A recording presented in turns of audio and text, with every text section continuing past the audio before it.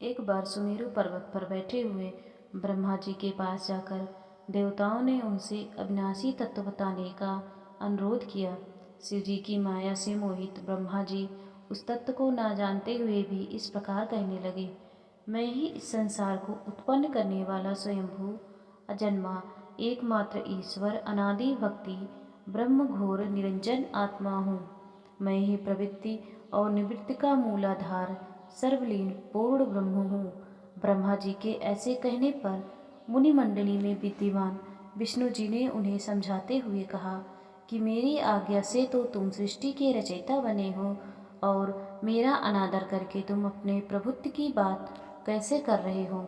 इस प्रकार ब्रह्मा और विष्णु अपना अपना प्रभुत्व स्थापित करने लगे।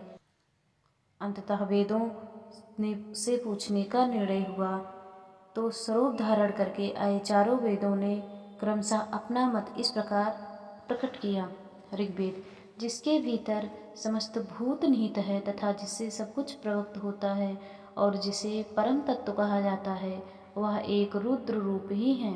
यजुर्वेद, जिसके द्वारा हम वेद भी प्रमाणित होते हैं तथा जो ईश्वर के संपूर्ण यज्ञों तथा योगों से भजन किया जाता है, सबका दृष्टवा वह एक शिव ही है। सामवेद, जो समस्त संसारी जनों को भरमाता है, जिसे योगी जन ढूंढते हैं और जिसकी भांति से सारा संसार प्रकाशित होता है, वे एक त्र्यंबकम शिव ही हैं। अथर्ववेद, जिसकी भक्ति से साक्षात्कार होता है और जो सब या सुख दुख अतीत अनादि ब्रह्म है, वे केवल एक शंकर जी ही हैं। विष्णु ने वेदों के इस कथन को प्रताप बताते हुए नित्य शिवा से रमण करने वाले दिगंबर पीतवर्ण धूल धूसरित प्रेमनाथ कुबेटाधारी सर्वावेष्टित विपिन वाही निशंग शिव जी को पर ब्रह्म मानने से इनकार कर दिया। ब्रह्मा विष्णु विवाद को सुनकर ओंकार ने शिव जी की ज्योति नित्य और सनातन परम ब्रह्म बताया, परंतु फिर भी शिव माया से मोहित ब्रह्मा विष्णु की बुद्धि नहीं बदली।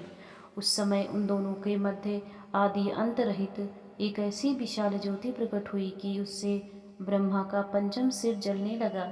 इतने में त्रिशूलधारी नील लोहित शिव वहाँ प्रकट हुए तो अज्ञानतावश ब्रह्मा उन्हें अपना पुत्र समझकर अपनी शरण में आने को कहने लगे। ब्रह्मा की संपूर्ण बातें सुनकर शिवजी अत्यंत क्रुद्ध हुए और उन्होंने तत्काल भैरव को प्रकट कर उससे ब्रह्मा पर शासन करने का आदेश दिया। आज्ञा का पालन करते हुए भैरव ने अपनी बाईं उंगली के नखाग्र से ब्रह्मा जी का पंचम सिर काट डाला। भयभीत ब्रह्मा शतरुद्री का पाठ करते हुए शिव के शरण में आ गए। ब्रह्मा और विष्णु दोनों को सत्य की प्रतीति हो गई और वे दोनों शिव की महिमा का गान करने लगे। यह देखकर शिव जी शांत हुए और उन दोनों को अभयदान दिया। इसके उपरांत शिव जी ने उनके भीषण होने के कारण भैरव और काल को भी भयभीत करने वाला होने के कारण काल भैरव तथा भक्तों के पापों को तत्काल नष्ट करने वाला होने के कारण पाप भक्षक नाम देकर उसे काशीपुरी का अधिपति बना दिया।